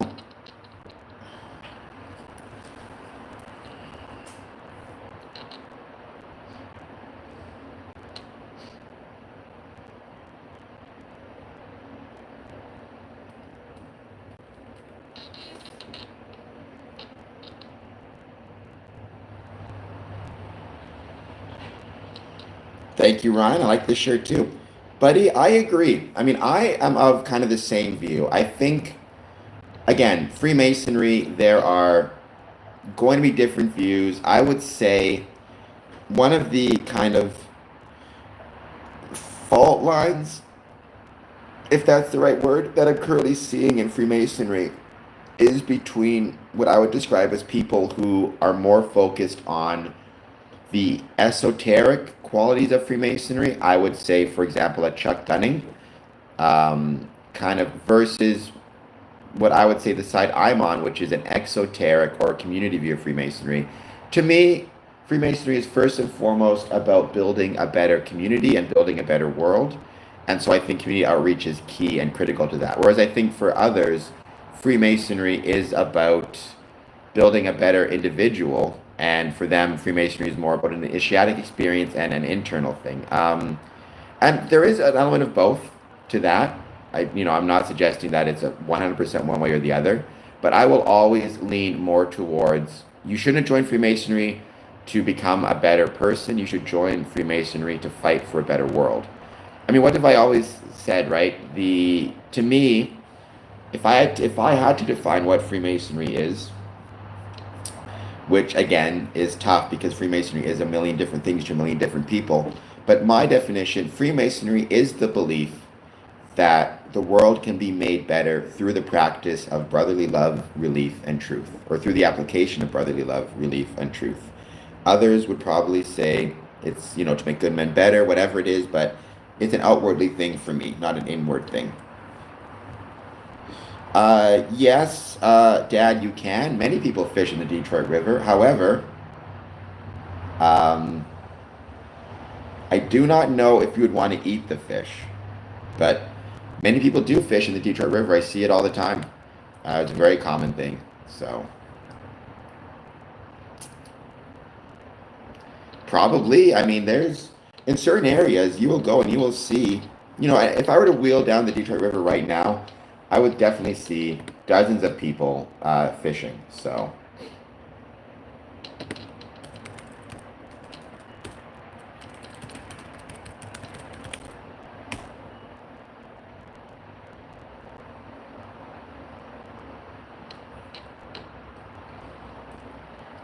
please, once again, take a moment, hit that like and subscribe button.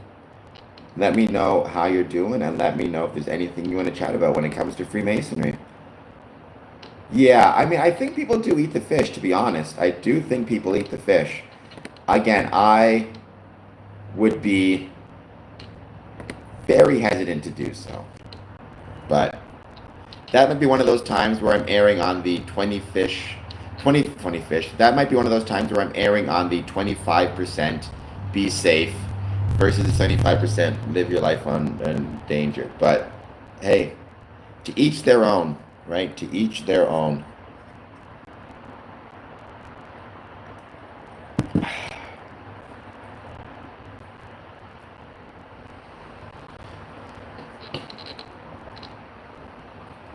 But maybe if I do my 24-hour live stream of the Detroit River, maybe people will, you'll see some people on the water fishing. Who knows? You can sometimes see them from my window.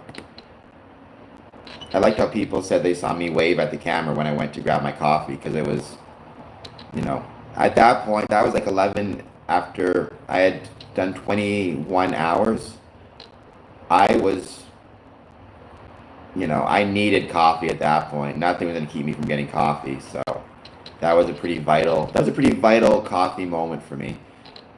I do not know. I mean, he's buried in the South, right? Like, let me double check now.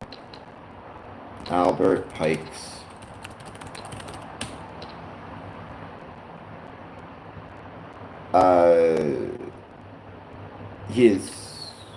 So Oak Hill Cemetery, there's a crypt in the temple at Oak Hill. I mean, I'm guessing the conditions are, he died in 1891, so probably just bones at this point. I don't really know what happens to bodies after 100 and something years, but I'm guessing all the flesh is gone and they're just bones. But hey, we're all going to be there at some point.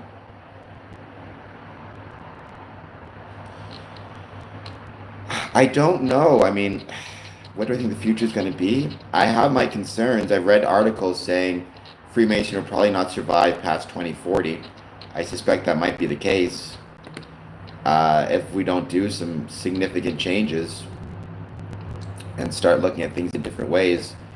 I mean, I think, look, Freemasonry will always be around somehow, some way, but the question is, will it be around in a sufficient way to be relevant to the communities? That's the question. That's what we need to look at. Funny Republican, new to the stream, I believe, says hello. Well, Funny Republican, If you got any jokes, let me know. Just make them not political, please. But please hit the like button. Please hit the subscribe button. Let me know how it's going and if there's anything you want to chat about. Any thoughts you have on Freemasonry, positive, negative, or neutral? I'd love to hear it. And yeah, please, as always, hit the like and hit the subscribe button.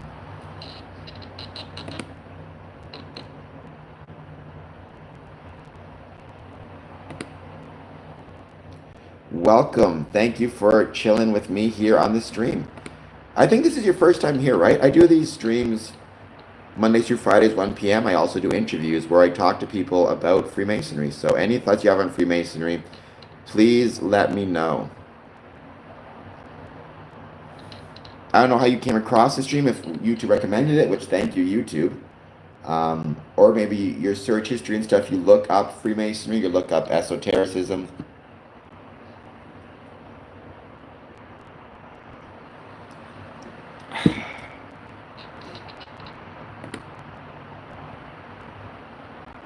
I mean, yeah, if we are going to survive in Freemasonry past 2040, then definitely a big question is going to be, are we using and taking advantage of artificial intelligence and AI and other tools, right? I think I'm not one of those people who is scared of artificial intelligence. I know a lot of people are. I personally, say bring on the machines. I think humans have had our chance to mess up the world. Let's give AI the chance to do the same. But I think it's going to be about embracing these new technologies, not to replace the Masonic experience, but to augment or grow the Masonic experience. Well, if you have any questions about it, please feel free to ask, Funny Republican, and thank you for joining. It's wonderful to have new people on stream. Can you exam it to me? I assume you mean explain it to me. I don't want to give you an exam. I'm not a teacher. I mean, the quick explanation is that Freemasonry is an umbrella term which refers to social groups and organizations that evolved from stonemason guilds in the 17th century, right? So, as a broad umbrella term, I'm a member of a Masonic lodge. It's a fraternal organization, it's a fraternity, it's a social group. No different than almost any other social group or any other group. I mean, some people join poetry clubs, some people join football teams, some people join Masonic lodges. From there, you have a million different groups and bodies that are affiliated with Freemasonry in different ways. You have, women's only groups, men only groups. But the simple way to describe it is a social club with a lot of bells and whistles because it's been around for so many years. So, over 300 years. Depending who you define, I would say 300 and I would say over 400 years, but you can kind of define the terms different. Or define the ages differently depending on which history you believe. Goodbye, Dad. Thank you for joining. Oftentimes it is a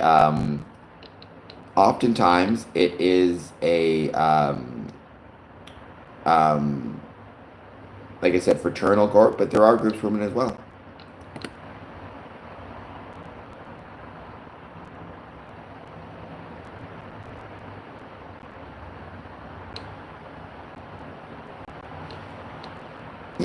Yeah, that's a good way to look at it. Again, a very, I would say that's a really good way to describe it quickly, right? It's like any fraternity, but for adults, right? But college fraternity, I do sometimes because college fraternities have, in some cases, some more negative views,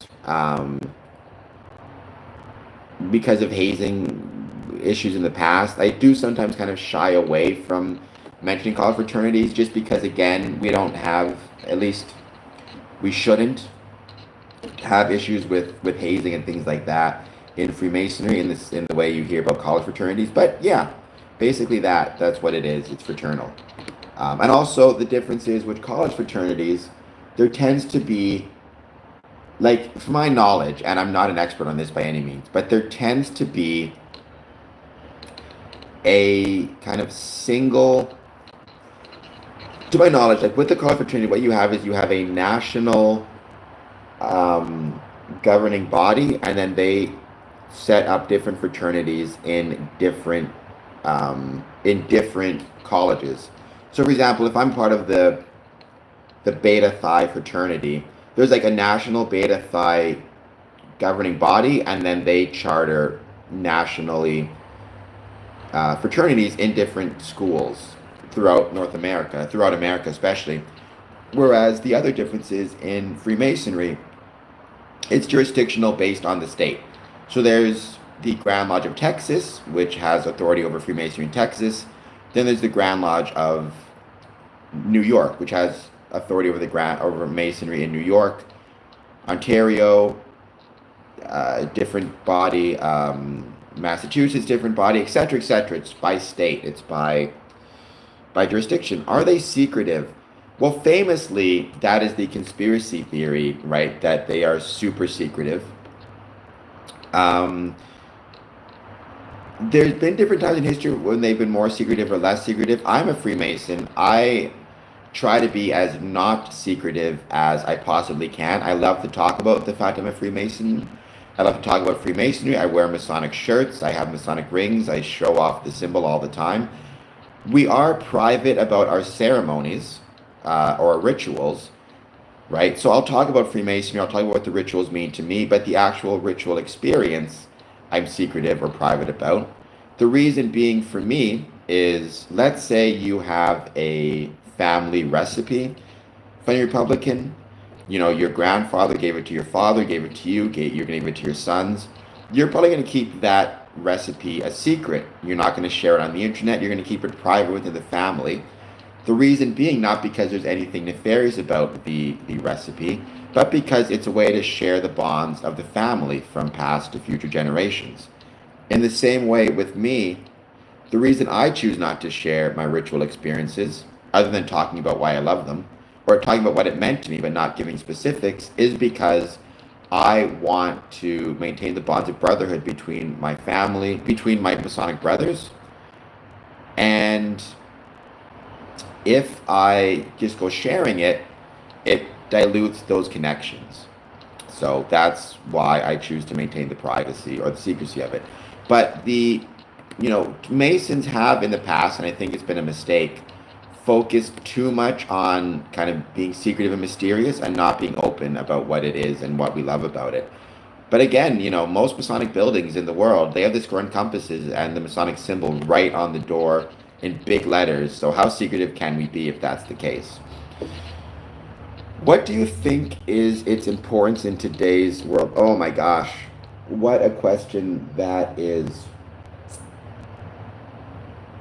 There are, Funny Republican, there are two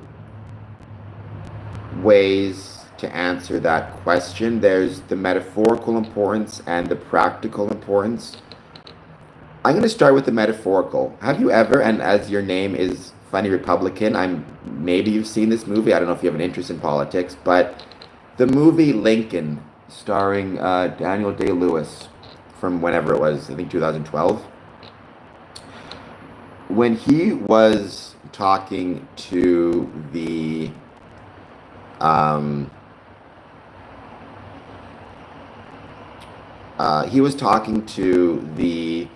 Confederates after the war had ended, and he was saying, like, you're coming back into the democracy, you're coming back into a democracy, and they were saying, why should I go back into this? And Lincoln said, well, you should go back into this because, even if we've gone through this terrible war, we've gone through these terrible things, the Civil War, and now we have the chance to show to the world that even after you've gone through these things, democracy can still exist, and that's worth putting out the example. With Freemasonry, it's like you have this organization where you have men of all different religious backgrounds and religious beliefs, Jewish, Muslim, Christian, Wiccan, First Nations. You have men of all different political beliefs, Republicans, Democrats, left-wing, right-wing, liberal, conservative. You have men of different backgrounds, different races, different ethnicities, different languages, different countries of origin, different professions, different economic statuses. The fact that they all are able to come together and exist and do the work of Freemasonry, I think sets an example for the world. They see men, even if they don't know what's happening in a meeting, they see men walking through the doors of different races, different religions, different backgrounds, it sends a message to the world of what Freemasonry can do and what the world can be through Freemasonry. Then there's a practical importance of, Freemasonry is a social safety net for a lot of people. Some cases it's members and member families, right? If you lose your job and you are a Freemason and you're at risk of losing your home, Freemasons can and do step in and help you keep your home. And that doesn't just help you. A Mason who keeps his home is not going to need to take advantage of the community safety net and those resources. He's not going to need to go to a shelter. His family's not going to need to go to a shelter. His family's not going to need to rely on food banks. His family's not going to need to rely on the social services, the welfare, the whatever it is of the community. He can rely on his Masonic brothers, which ultimately frees up and helps the community have resources. The charitable monies that Freemasonry puts into the community, whether it be specific events, like for example, the disaster relief of Freemasons were some of the first groups to collect money for those affected by the floods, for those affected by the fires in California. Freemasonry collects money for those, as well as collects money all year round for different groups and services and needs, right? Freemasonry has demonstrated that, again, it helps the health of its members, which means the members are less likely to need medical interventions, right? If you're lonely, you're more likely to need medical help. And again, whether you have private insurance, a public healthcare system, any time that you are spending with a doctor is time that somebody else does not get that doctor. So anything we can do in the community to help people is a good thing. Freemasons provide space for artists to show their work, for schools, we have what's called the learning centers, which help students with dyslexia learn how to read. So, Freemasonry, I think, is incredibly important. If for nothing else, it's important as a social safety net or as a part of, right? The social safety net that we think of, it's not a single net. It's a bunch of different groups and organizations stitching a net together and attaching it. So the emergency room in your community is a social safety net. It's often the lowest form of the social safety net that picks people up who are maybe at their lowest, who need help. But the churches provide a social safety net. Fraternities provide a social safety net. Freemasonry provides a social safety net. Government programs provide social safety nets. And you're stitching these things all together to try and provide a community and a society that catches people when they're falling and keeps them from falling too far. If that makes any sense, Funny Republican, I hope it did. And once again, I hope you'll hit that like and subscribe button and check out more of my episodes where I'm not just doing a live stream, but actually talking about Freemasonry. And thank you so much for being here. Thank you, Courtney. I try to be enthusiastic. I hope with me that the enthusiasm I have rubs off on other people, both Freemasons and non-Freemasons.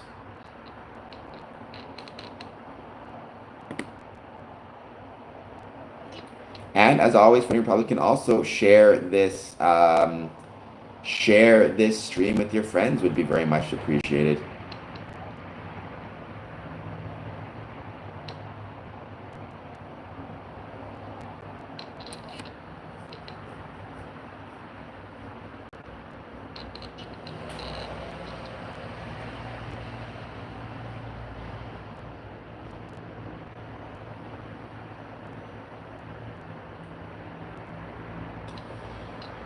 Welcome, Rondo.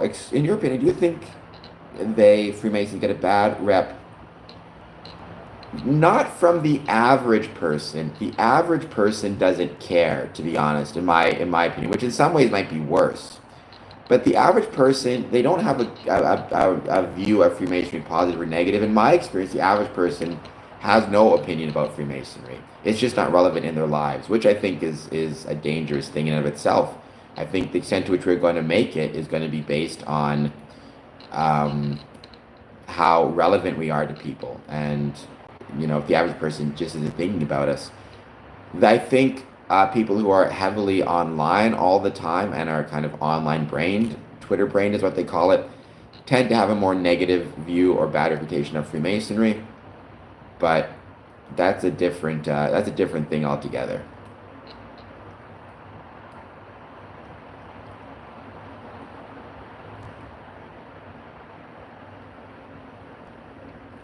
No, but our meetings in Ontario straight up again soon, so maybe then they'll have some new ideas.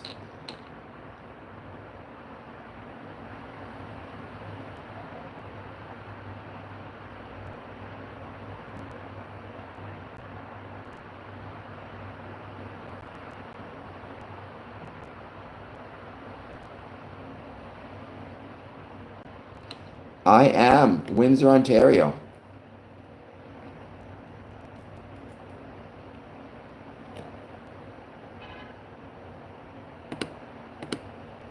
Born and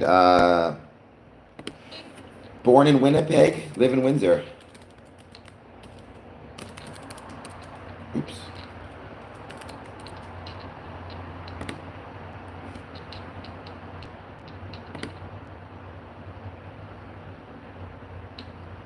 Yeah, I love Canada. I've said before on the stream actually, I think Canada is the greatest country in the world.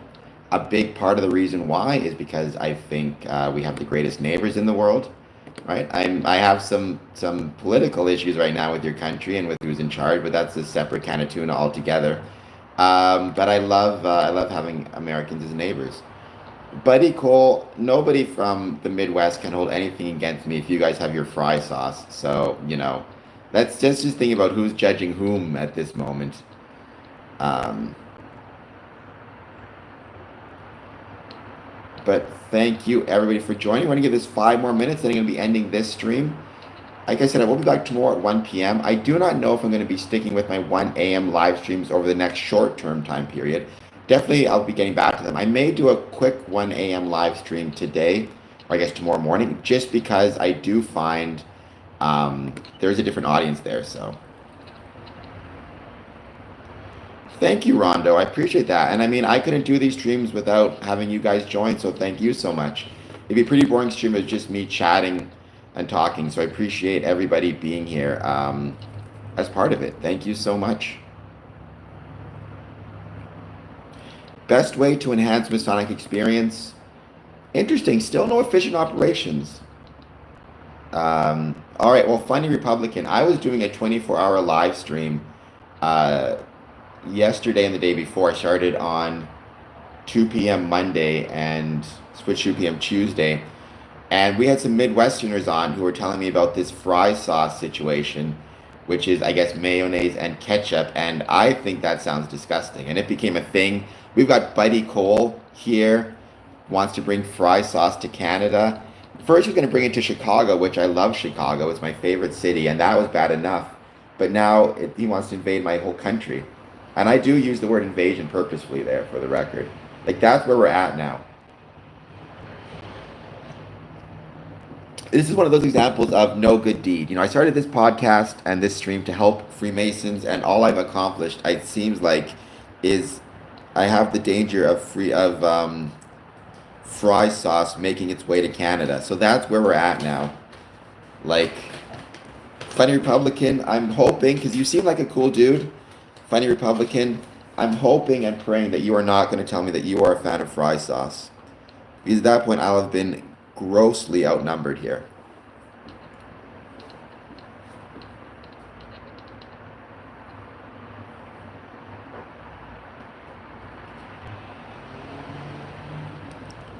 But I seem to have lost something that I actually need. Oh, there it is. Never mind, I got it.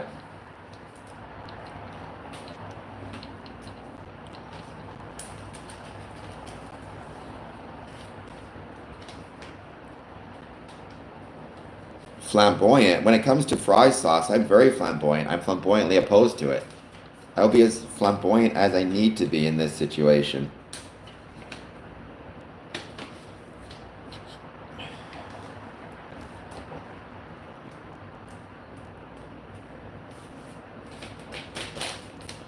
That's temporary. I mean, yeah, if I have to, like, I don't know, I'll find a way.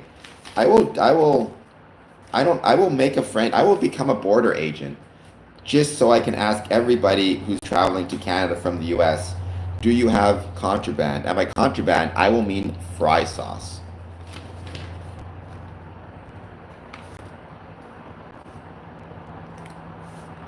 And I will deal with that situation.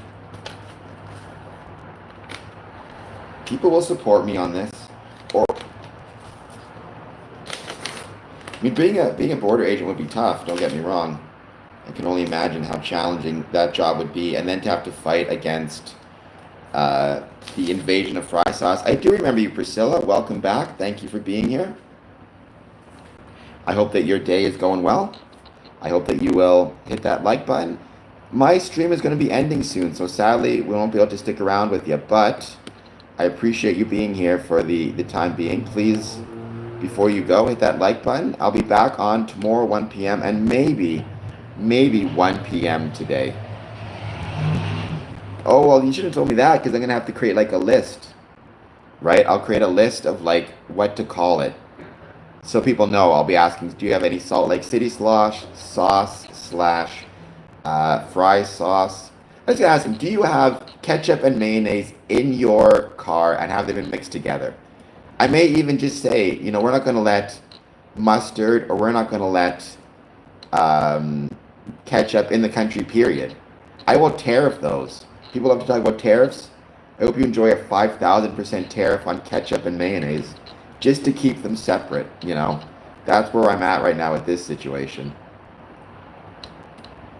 Hey, Mounties are honest, honorable people. Oh, White Sox at Rays starts 7:35 today. Let's go White Sox. Cheering for them once again. All right, guys, thank you so much. We are at 3 p.m., so I'm going to end this stream. And unfortunately, you've got me, because I cannot ban ketchup mayonnaise from Canada. I mean, would that I could, but I cannot. So I guess I'll just have to put a ban on Buddy Cole altogether. I'll say any Buddy Coles cannot come through the border, just to fight these things. All right, guys, thank you all so much. I will see you all soon. Like I said, interview tonight, new interview episode out Sunday. Let's keep everybody informed. Have a great day. Oh, there we go.